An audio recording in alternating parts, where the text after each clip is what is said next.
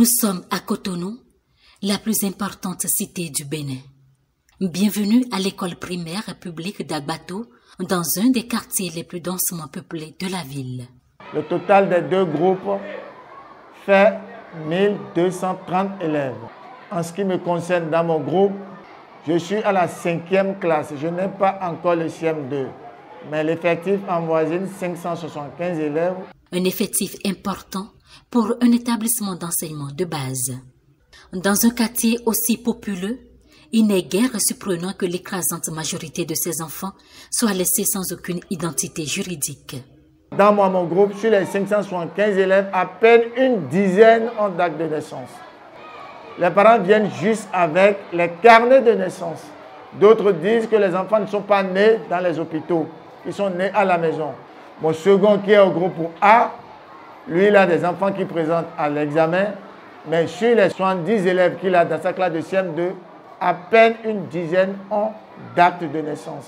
C'est à peine concevable, mais la réalité est que disposer d'un acte de naissance continue d'être un luxe pour beaucoup de parents d'élèves en Afrique. Ils ne disposent malheureusement pas du sésame qui permet de scolariser ou de maintenir leurs enfants à l'école au-delà d'un certain cap. Bien que l'article 60 du Code des personnes et de la famille du Bénin, par exemple, dispose que toute naissance doit être déclarée au centre d'état civil le plus proche du lieu de naissance dans un délai de 10 jours, le jour de l'accouchement non compté, de nombreux parents, pour des raisons multiples et multiformes, n'arrivent toujours pas à s'y conformer. Je sais ce qu'on appelle un acte de naissance.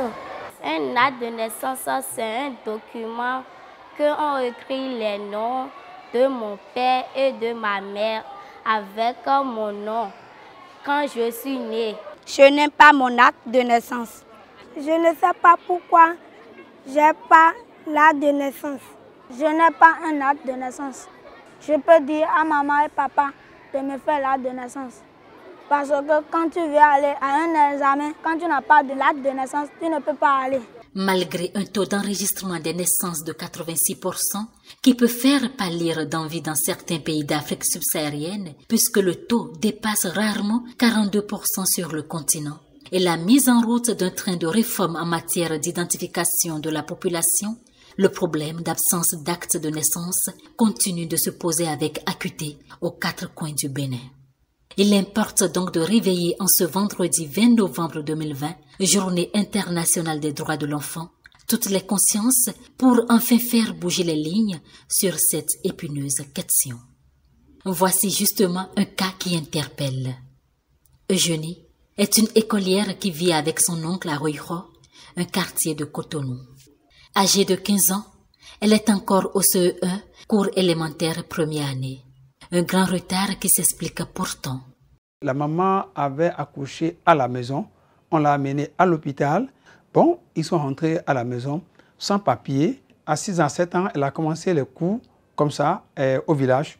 Déjà, le directeur du village a commencé par bousculer les parents parce qu'une fois au CM2, les parents n'ont pas de jugement. Donc, quand sa maman a appris cette information-là, sa maman lui a dit qu'elle n'a qu'à rester carrément à la maison.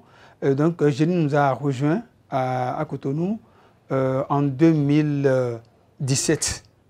Actuellement, Eugénie est au CE1. Pour leur présentation aux examens de fin d'année, nous nous sommes rapprochés des chefs hiérarchiques et nous ont dit que les enfants qui n'ont pas de date de naissance, de faire tout pour aller à la mairie, prendre des certificats de non-inscription. Et sur ces fiches, nous mettons le nom, le lieu de naissance, la date de naissance de ces enfants, le nom et prénom de père et de mère sur ces fiches. Et c'est avec ces fiches que nous établissons les dossiers pour pouvoir envoyer ces enfants à l'examen du CEP. Ces enfants sans identité sont les futurs grands agronomes, ingénieurs, sages-femmes, magistrats et que sais-je encore qui s'ignorent. Ils sont l'avenir de l'Afrique et du monde, et pourtant, ils sont là sans visage, sans existence légale. Il est plus que temps que nous agissions tous ensemble, parents, société civile, gouvernement, pour inverser cette tendance et donner enfin une identité à ces bouts de chou.